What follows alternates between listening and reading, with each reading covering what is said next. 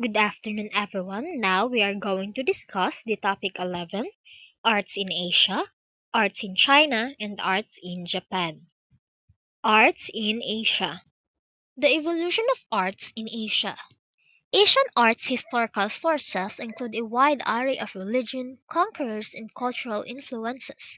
History marks the start of Hindu and Buddhist art around the 5th century BCE. These ancient religions were primarily characterized by an introspective way of life, and their adherents decorated their temples with walls and stone statues elaborately carved on. As ancient art evolved, it reflected the social, political, and cultural trends, showcasing poetry, philosophy, and various artistic styles. Asia, the largest continent, also housed creatives from India, Indonesia, Central Asia, and beyond, highlighting the diversity of Asian art. So, ancient art history goes through many sources: the religions, conquerors, and cultures.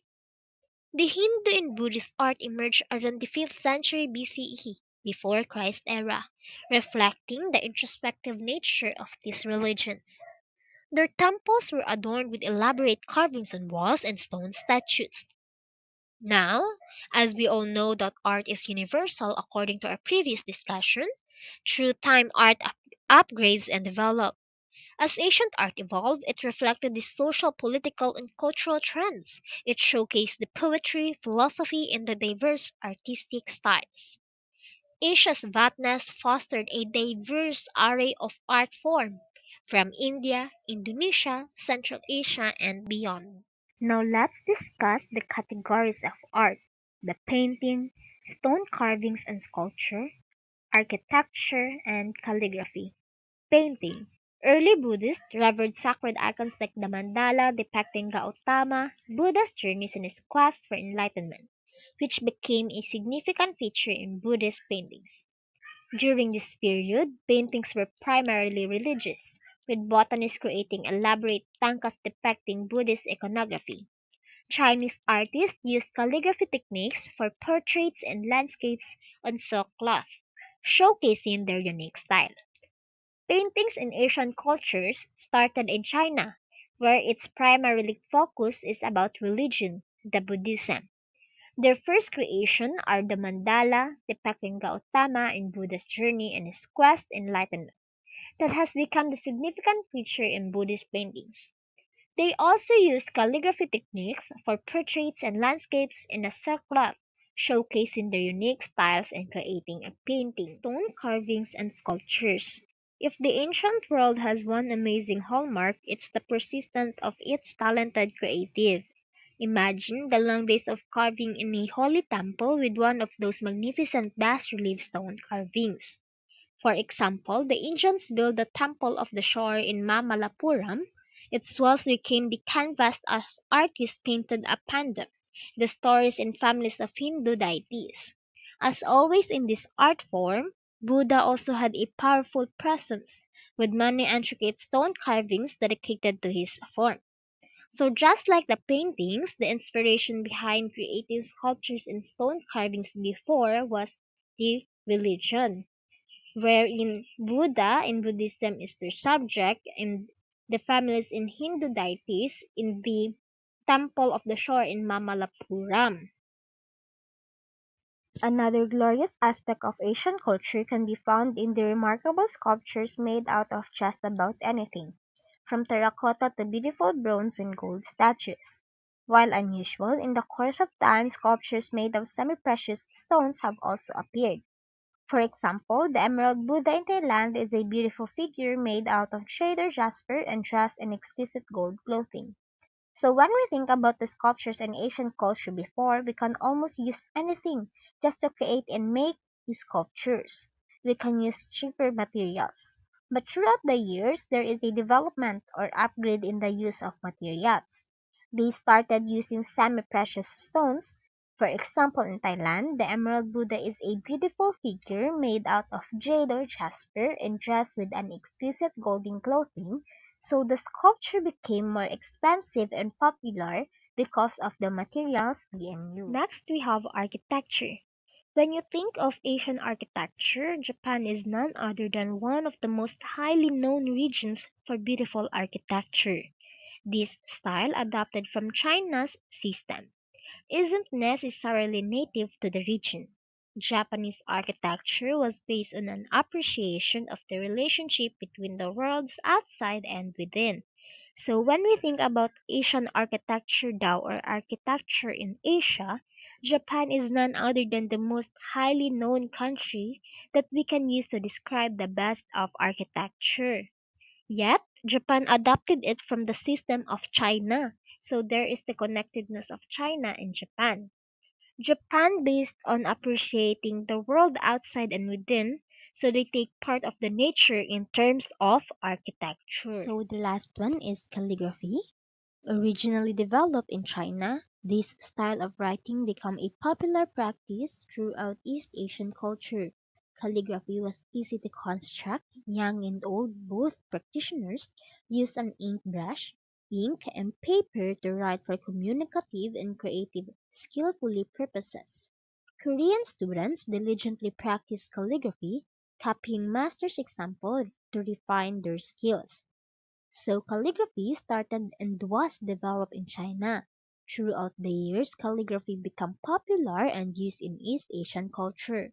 Calligraphy was part of literature art and its purpose is to communicate and to send messages to others. And because of its popularity, it is now practiced in Korea where they take and use of their master's example to refine and to enhance their skills. So now let's talk about the arts in China or the Chinese arts. Chinese art is deeply connected to religion, heritage, and respect for ancestors. It's very precise and symmetrical. So now let's talk about its two main characteristics of Chinese art. So first, Chinese art shows a love and reverence for nature. Artists often paint landscapes, mountains, rivers, and animals because they believe nature is a source of wisdom and inspiration. Second, there is a strong connection with calligraphy. In Chinese art, calligraphy is not just writing, it is an art form done with brushes and ink. Many paintings even include calligraphy to add meaning and elegance to the paintings. Chinese art forms. So this is the Chinese art form. So first, let's talk about Peking opera, one of China's most famous and unique performing arts. And it's not just an ordinary play. It is a combination of singing, dancing, martial arts, and acting. Performers wear elaborate colorful costume and face paint, each design symbolizing a character's personality and role in the story. This art form became extremely popular during the Qing dynasty and is still preserved and performed in China and Taiwan today. Next is we have the guqian or the Chinese zither, a plucked string instrument that dates back to Warring States period. The musician presses the string with their left hand to create different notes and tones, while the right hand plucks the strings using flicks of their fingers. The guqian is widely used in both traditional and modern Chinese music, making it one of the most beloved music instruments in China. Another interesting art form is shadow puppet show, which originated during the Han Dynasty. The name Fiyongxi means leather shadow play because the puppets are made of leather and controlled behind a screen and casting shadow that tell a story. These shows are accompanied by music and narration, making them an early form of storytelling. So it's like an almost ancient version of movies. So Chinese calligraphy. So as what I said before, calligraphy is not just about writing. It is an art form that expresses beauty and emotion through brushstrokes. So instead of using pens, calligraphers use brushes made from animal hair and ink to create beautiful Chinese characters. And it requires patience, skills, and precision. Even today, many Chinese students learn calligraphy as an extracurricular activity because it teaches disciplines and appreciation for traditional culture. So finally, we have paper cutting, an intricate art where artists use scissors to create delicate designs out of red paper. This design often includes symbols like Fo for luck and She for double happiness, as well as tigers, dragons, carps, the phoenix, and the 12 Chinese horoscopes.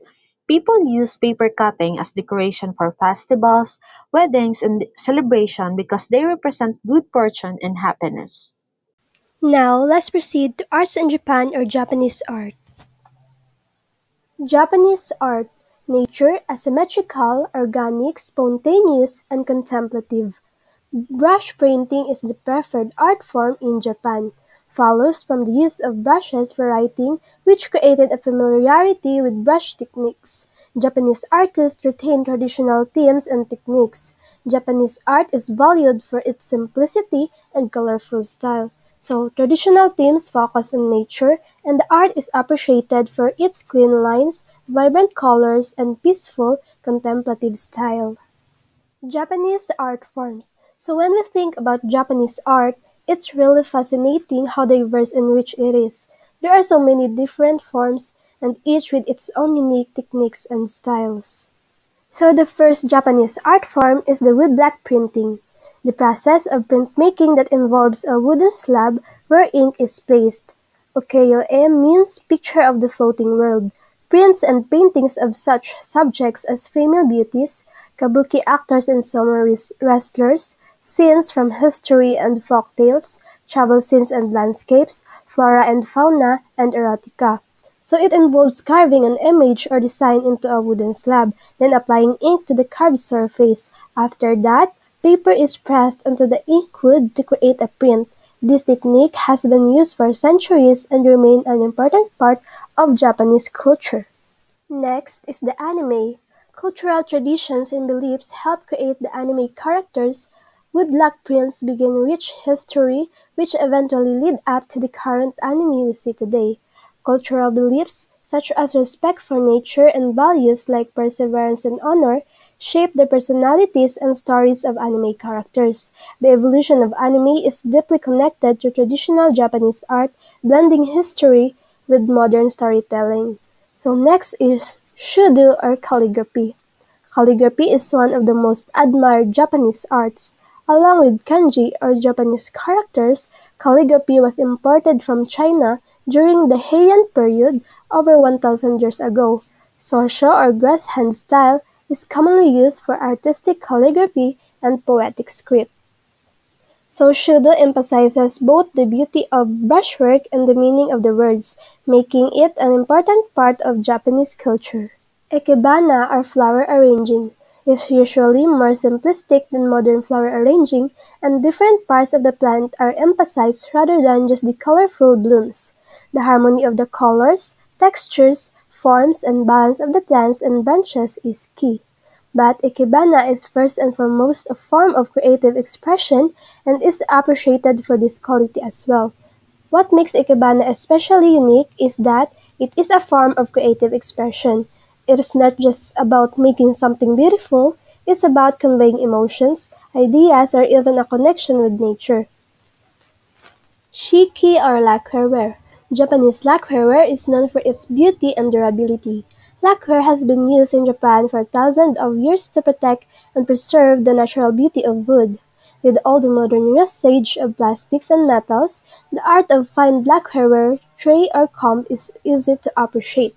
So in today's world, with the widespread use of plastics and metals, the craftsmanship behind the lacquerware, such as trays or combs, is even more appreciated.